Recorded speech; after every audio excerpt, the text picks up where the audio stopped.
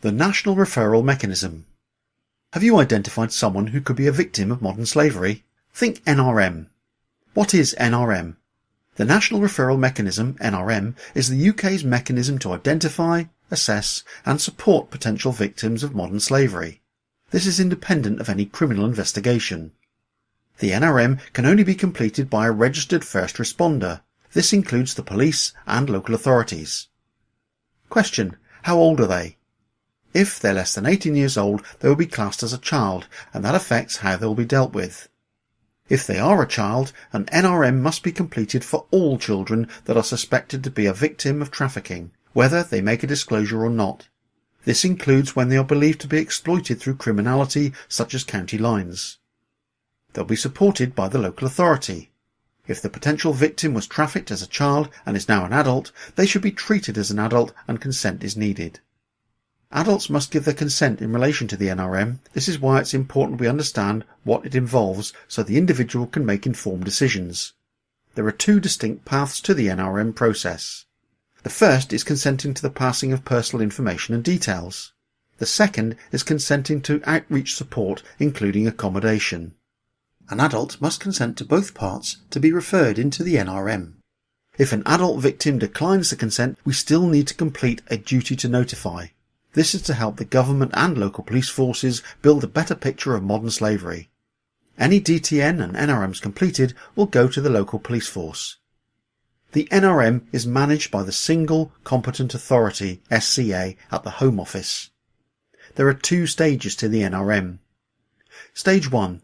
This refers to the initial reasonable grounds decision. This is where the SCA review the initial referral to see if there is information available that suggests the individual is a potential victim. This has two outcomes: positive RG or negative RG. Remember, the SCA make the RG decision on reasonable grounds to believe they are a potential victim. Negative RGs can be appealed if you truly believe the individual is a victim. Positive RGs means the victim has now been accepted into the NRM and is entitled to a range of support. This includes a recovery and reflection period of minimum 30 days. When submitting a referral, you must include specific evidence to support the referral.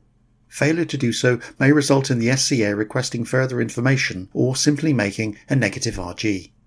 Specific evidence includes, but is not limited to, the following headings: indicators of modern slavery, expert records, travel records, added vulnerability, witness statements, information provided by the first responder, information requested by the first responder but not provided.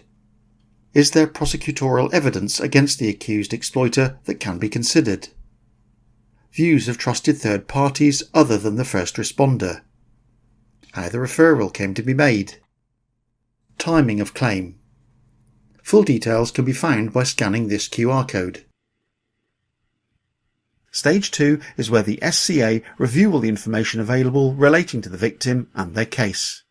If you are working on an investigation with victims in the NRM, it's your responsibility to update the SCA on the investigation progress and any evidence which may help the victim receive a positive decision.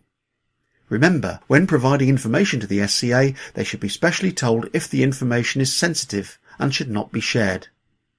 As an investigator, where an NRM has been submitted by another first responder and you don't believe they are a victim, you should also keep the SCA updated with your investigation.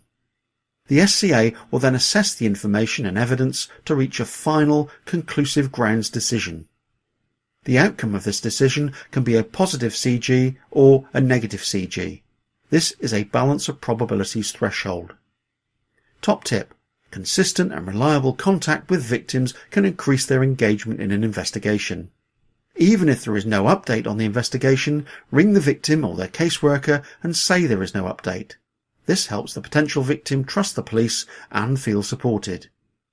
During Stage 2, the victim will be receiving support from a subcontract provider. These are organisations around the UK who are contracted to provide care and support to help victims recover from their exploitation. The victim will receive a caseworker who will work with them to assess their short and long-term needs. This can include access to safe and secure accommodation, medical support, legal and immigration advice, mental health and well-being support. Top tip: make sure to make contact with their caseworker. Caseworkers build a trusting relationship with the victim and can hold a wealth of information the victim might not feel comfortable disclosing to the police straight away. For any NRM or DTN recorded in England and Wales, a corresponding modern slavery crime must be recorded and investigated. NRM and DTN forms are online and can be found at www.modernslavery.gov.uk/start.